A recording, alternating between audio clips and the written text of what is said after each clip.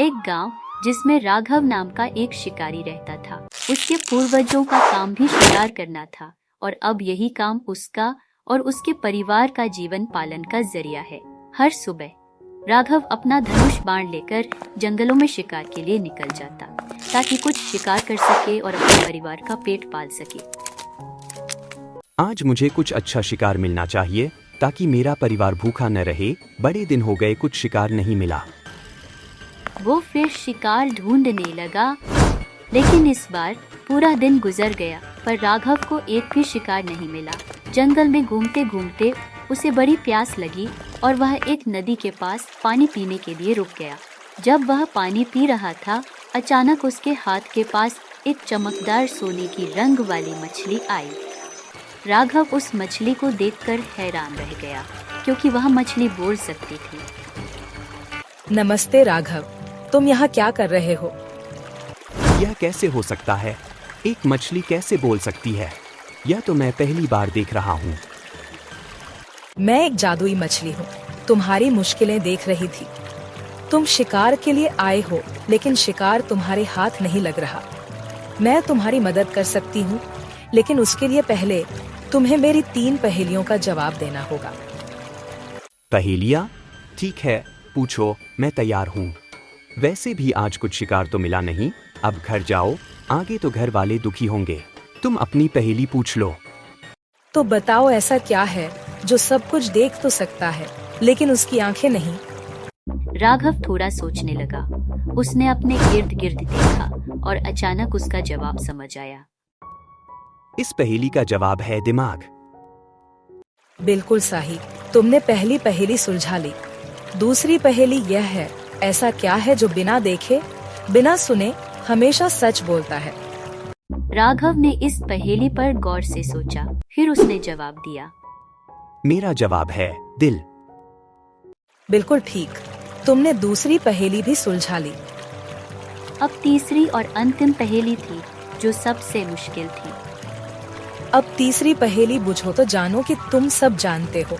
मेरी तीसरी पहेली है, ऐसा क्या है जो बिना पैर के दौड़ सकता है?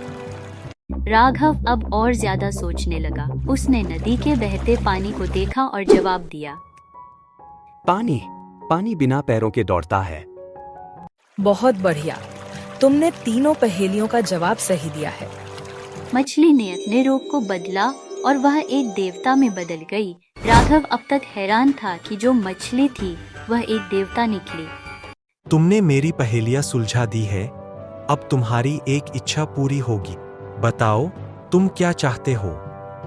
राघव ने सोचा कि वह अपने परिवार और गांव के लिए कुछ मांगे।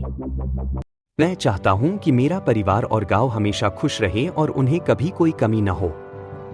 तुम्हारी इच्छा पूरी होगी। जाओ, अपने परिवार के साथ जीवन का सुख भोगो। उसके बाद राघव का परिवार और पूरा गांव खुशहाली में जीने लगा। उन्हें कभी कोई कमी नहीं हुई।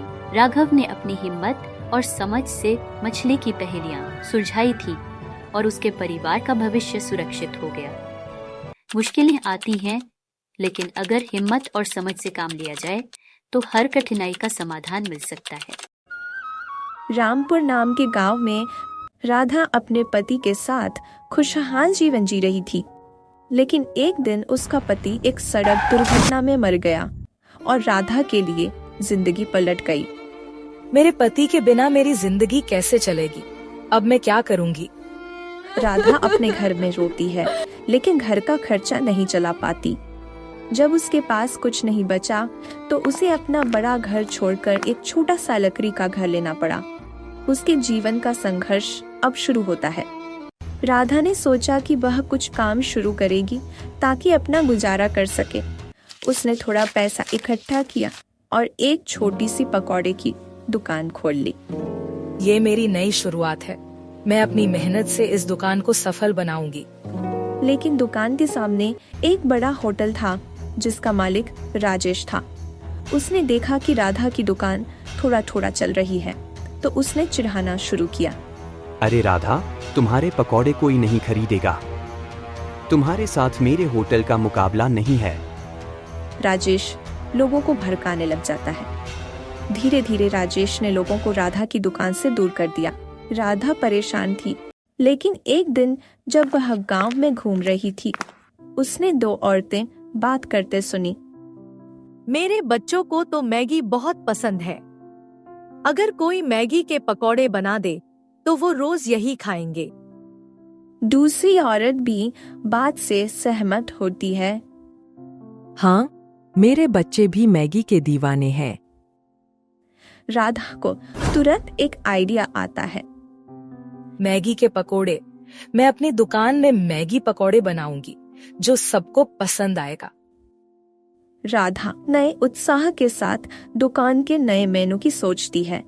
उसने अपनी दुकान में मैगी पकौड़े बेचना शुरू किया और लोगों को यह आइडिया बहुत पसंद आया।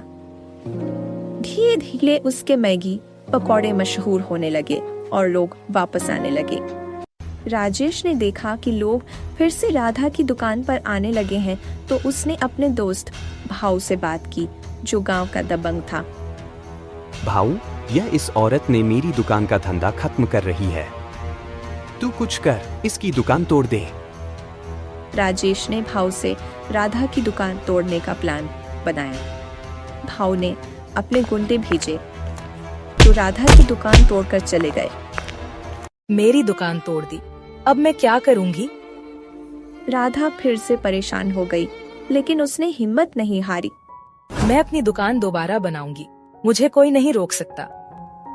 राधा ने अपने पुराने सामान से दुकान को फिर से खड़ा किया और उसके बाद उसके पास काफी लोग पकौड़ा खाने आते हैं और उसकी दुकान फिर चल पड़ती है। राजेश को समझ नहीं आया कि राधा ने कैसे अपनी दुकान फिर से खड़ी कर ली। अब उसका होटल बंद होने के कगार पर था। राजेश दुखी मन से सामान समेटने लगता है। मैं हार गया, इस औरत ने मेरी दुकान बंद कर दी। तभी राधा उसके पास आई और उसे रोका। राजेश, हार मत मानो, मैं जानती हूँ तुम्हारा खाना भी अच्छा है। हम दोनों मिलकर काम कर सकते हैं। तुम अपना होटल चलाओ और मैं अपनी मैगी पकौड़े की दुकान। मिलकर हम सफल हो सकते हैं। तुम सच कह रही हो राधा, मैं गलत था। मैं अब तुम्हारे काम के बीच में नहीं आऊंगा।